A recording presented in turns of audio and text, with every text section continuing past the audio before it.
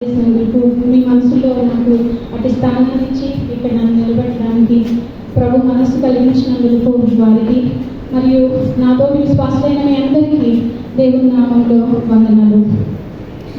ఈ మండలకాల ధ్యానంలో మనము 10వ దినంలోకి వచ్చినాము ప్రియదేవులారా.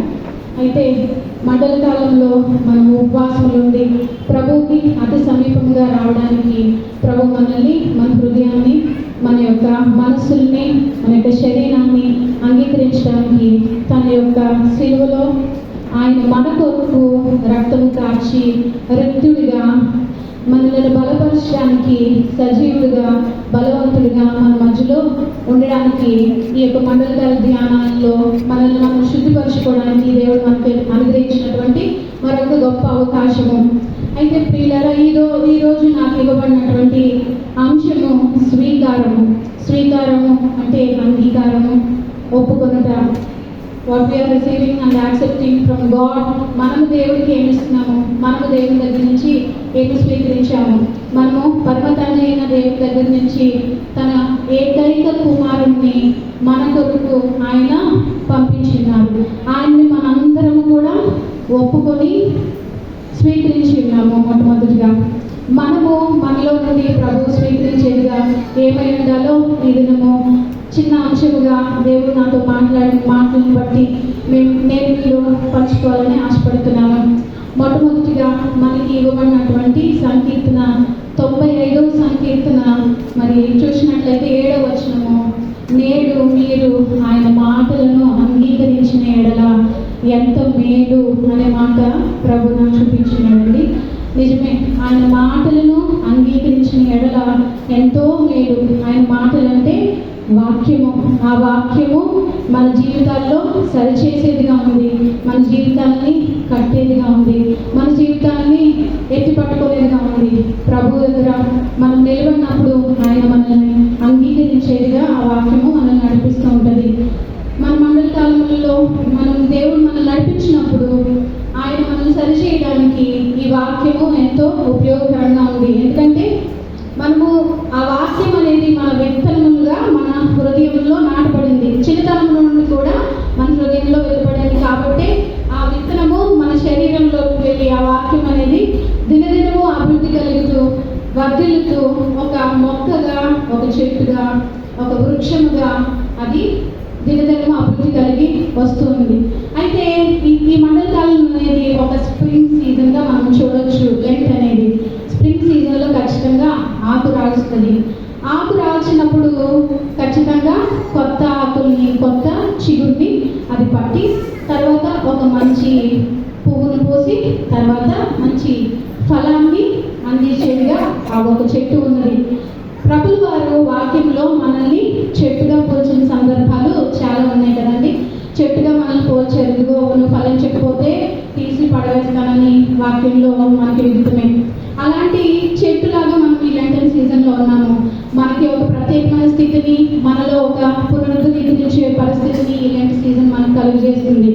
ఆ ఎండిపోయిన ఆకులు ఆ చెట్టు రాలు చేసుకుంటుంది, తనలో ఏమాత్రము ఉంచుకున్నా అసలు చెట్టు స్వీకరించదు. ఎండిపోయిన తర్వాత దాంట్లో నుంచి బయటకు వెళ్ళిపోతుంది కదా. అలాగే మనలో ఉన్నటువంటి దుర్గుణాలు, వ్యసనాలు, దేవునికి అయిష్టమైనవి, అయోగ్యమైనవి మన జీవితాల్లో నుండి బయటికి పాడవేయాలని దేవుని చిత్తమైనది ప్రియదేవులు పెట్టారు. కాబట్టి ఖచ్చితంగా ఈ యొక్క మండల కాలంలో ఇలాంటి సీజన్లో ఆ యొక్క చెడు గుణాలు, దుర్గుణాలు ఏమైనా ఉన్నట్లయితే మనలో అవి విడిచిపెట్టుకోవాలని, దాన్ని మనకు దూరంగా చేసుకోవాలని ఆశపడుతున్నాడు.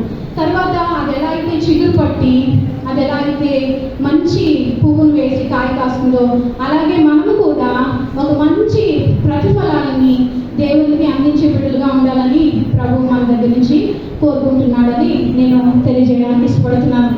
అలాగే మనకి ఈ వాక్యము అనేది దేవుని దగ్గర నుంచి వచ్చిందని యోహాను సువార్త 1వ అధ్యాయము 1వ వచనం నుండి 3వ వచనం వరకు తెలియజేయబడుతుంది. ఏంటంటే దేవుడు నా మాటను అంగీకరించిన ఎడల ఎంత మేలు అని అన్నారు. ఆయన మాటలు అంటే ఆయన వాక్యం కదండి. ఆ వాక్యము ఎక్కడి నుంచి వచ్చింది? ఆ వాక్యము ఎక్కడి నుంచి వచ్చిందంటే యోహాను సువార్త 1వ అధ్యాయము 1వ వచనం నుండి 2వ వచనం చూసినట్లయితే, ఆదియందు వాక్యం ఉండెను, వాక్యము దేవుడైండెను, ఆ వాక్యము దేవుని యొక్క నుండి వచ్చింది కదండి. చిన్నప్పటి నుంచి మనం చదువుతున్న సండే స్కూల్ వాక్యమే, కంఠస్థ వాక్యమే. అదందరికీ లోపల చిన్న మాట చెప్పగానే అందరం దాన్ని వెంబడి చెప్తూనే ఉంటాం. అంటే ఆ వాక్యం ఎవరండి? దేవుడు మన మధ్యకి పంపించినటువంటి యేసయ్యే ఆ వాక్యము. ఆ వాక్యము శరీరధారి మన మధ్య వచ్చింది, వచ్చి నలిగిపోయింది మన కొరకు.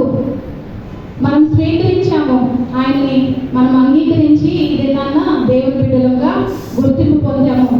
స్వీకారం అనే అంశం మీద నాకు ఇచ్చినటువంటి అంశంలోనికి దేవుడు ఆ వాక్యాన్ని మనం అంగీకరించాలని, ఆ వాక్యం ద్వారా మన యొక్క పరిస్థితులను సరి చేసుకోవాలని మాట్లాడుతున్నాడండి. అయితే దేవుని వాక్యము బలము గలదై రెండంచుల వాడి అయిన ఖడ్గము అని ప్రభు చెప్తున్నాడు కదా. అది కీళ్లను మూలలను దూరినంత మట్టుగా, అది విభజించినంత మట్టుగా ఆ వాక్యం ఉన్నదని సెలవిస్తుంది. కాబట్టి మనము వాక్యాన్ని పరిశుద్ధంగా స్వీకరించినట్లయితే ప్రభు వారు మనతో మాట్లాడి ఆయన మాట మనకు శక్తినిచ్చేదిగా, బలమునిచ్చేదిగా, ఆయన యొక్క మాటల ద్వారా మనము తిన్ననైన దారిలోకి వెళ్ళడానికి ఈ మండల కాలాలు మనకి ఉపయోగపడతాయి. మన జీవితంలో ఎన్నో మండల కాలాలు వచ్చేయండి. మరి మనం ఎంత సరి చేసుకున్నాం అనేది ప్రభు మళ్ళీ ఈ రోజు మళ్ళీ ప్రశ్నిస్తూ ఉన్నాడు. స్వీకరించుట అంటే అంగీకరించుట. మనం యేసయ్యని ఆల్రెడీ అంగీకరించాము. ఆ అంగీకరించినటువంటి మాటలు మనం ఒకసారి చూసినట్లయితే ఎఫెసీయులకు రాసిన పత్రిక మొదటి అధ్యాయము 6వ వచనం నుండి 8వ వచనం వరకు ఇలాగ రాయబడి ఉంది. ఇట్లనగా తన ప్రియునియందు తాను ఉచితముగా మనకు అనుగ్రహించిన తన కృపా మహిమకు కీర్తి కలుగునట్లు తన చిత్త ప్రకారము దయా